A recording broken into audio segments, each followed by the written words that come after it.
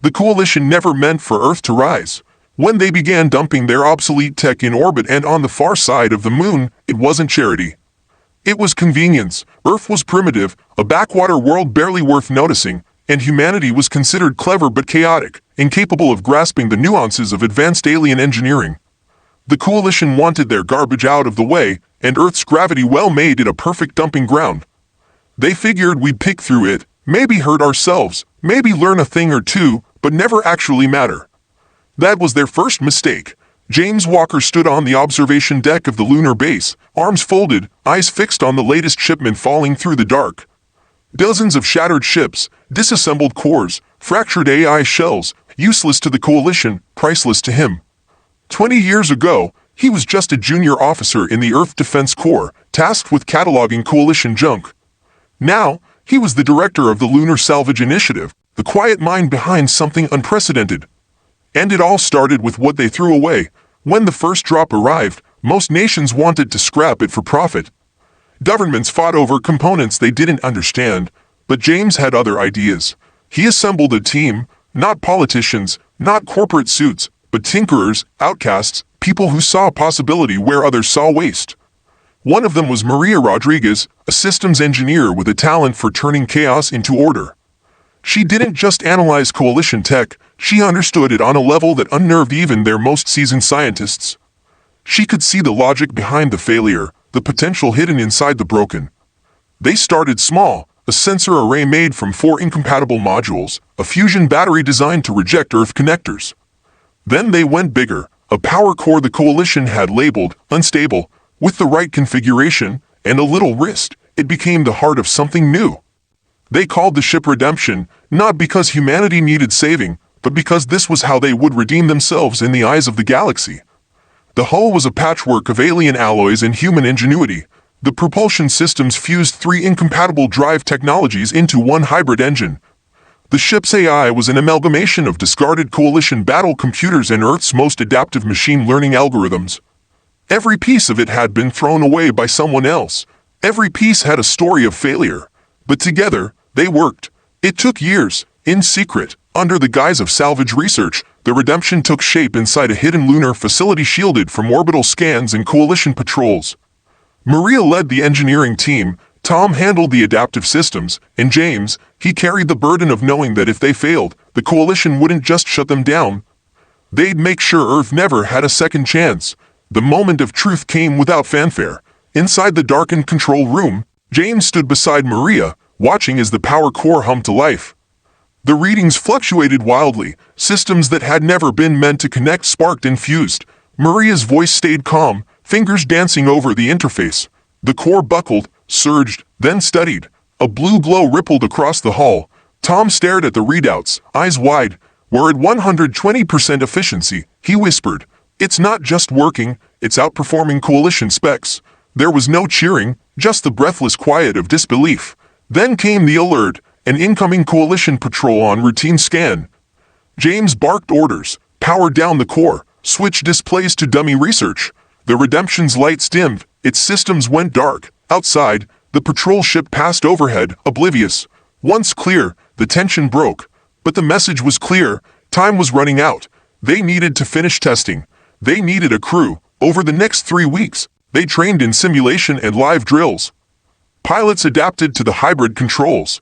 Tactical officers learned how to think like the Coalition and then how to break their rules. The Redemption didn't operate like a normal ship. It couldn't. Its weapons weren't programmed. They were guided by intuition. Its shields didn't just absorb damage. They adapted, rechanneled, reflected. Every system demanded a human in the loop, not because it was flawed, because it was alive in a way Coalition designs had forgotten. During the final integration, they installed the last component, the Coalition's blacklisted tactical AI. Too aggressive, they'd said, unreliable, but under Maria's guidance, it didn't control the Redemption. It advised, it predicted, it collaborated. She smiled as it came online. They threw it away because it didn't follow orders. Just like us, on launch day, the crew gathered in the hangar. The ship loomed above them, angular, raw, unapologetic. It didn't have the polish of a Coalition vessel. It had character, and a purpose. James addressed them simply. They gave us trash. We gave ourselves a future. Let's show them what they've been throwing away. That chance came faster than expected. A civilian transport was under pirate attack near Earth orbit. The nearest coalition patrol was 20 minutes away. The transport wouldn't last 5. James didn't hesitate. All hands to stations. Launch. The Redemption surged from the lunar bay, a phantom rising from the shadows. Its hybrid signature confused pirate sensors. They never saw it coming. One warning shot, a ripple of multicolor energy that fractured into a web and scattered their formation. Then a voice. This is Captain James Walker of the Earth Defense Force. Stand down or be destroyed. The pirates laughed. Then they opened fire. The Redemption's shields didn't just hold, they absorbed the impact, redirected it. Maria's voice crackled through the comms. Shields holding at 115%. Their attacks are charging us. James gave the order. Return fire. The Redemption moved like no ship ever built. Its weapons adjusted frequencies mid-flight. Its targeting AI predicted evasions before they happened. It fought like a human, unpredictable, creative, relentless. One pirate ship fell instantly. Another tried to escape, cut off by a net of energy. The third threatened to vent hostages into space. James's eyes narrowed. Maria, the trick. She smiled. Ready. The Redemption surged forward, hybrid core spinning beyond coalition safety limits. The ship pulsed with light, then released a controlled energy wave that scrambled every pirate system without causing damage. Their shields failed, their engines stalled, their weapons died. 3 precision shots ended the battle in less than 5 minutes. The transport's captain was stunned. What are you? James answered calmly, not impossible, just human. Then the coalition arrived. 3 warships, weapons charged, unidentified vessel, came the command, cold and absolute. Power down and prepared to be boarded. The use of coalition tech is forbidden. James stood firm. Everything on this ship came from your scrap. We just used it better. Impossible, the commander snapped. You're kind, that's your problem, Maria interrupted. You think only your way works. You discard what doesn't fit.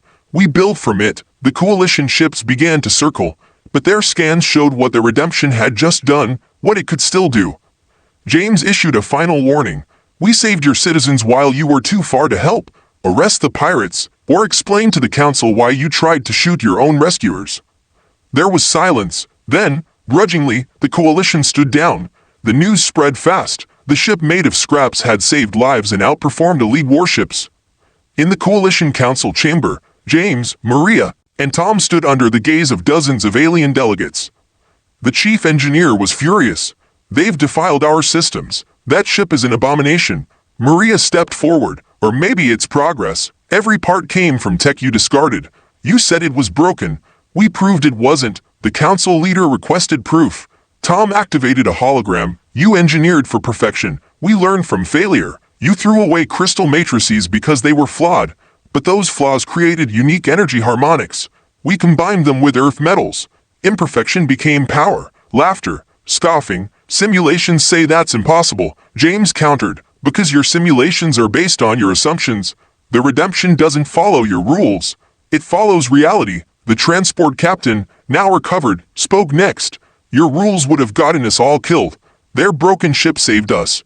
One by one, voices joined in, other species who'd been sidelined, limited, restricted. The Redemption wasn't just a ship. It was a symbol, a challenge to the idea that perfection was the only path to progress. The council fell into debate. Hours passed. Then, finally, the leader spoke. We underestimated humanity, and perhaps we underestimated ourselves. The restrictions will be lifted. Earth is granted full coalition membership. The chief engineer fumed, but the leader continued. We will establish a new division to study hybrid technologies. Engineer Rodriguez, would you lead it? Maria looked at James, then back. Yes, but not alone. Include those you've overlooked. The Redemption proves innovation comes from the edges. Back on the Redemption's bridge, James stood in silence. The ship would be retired, turned into a museum. Its legacy would endure. Maria joined him, now wearing the silver emblem of the Science Council. They still can't explain how we made it work, she said. That's because they think like the coalition, James replied. We think like humans. Outside, new ships took flight.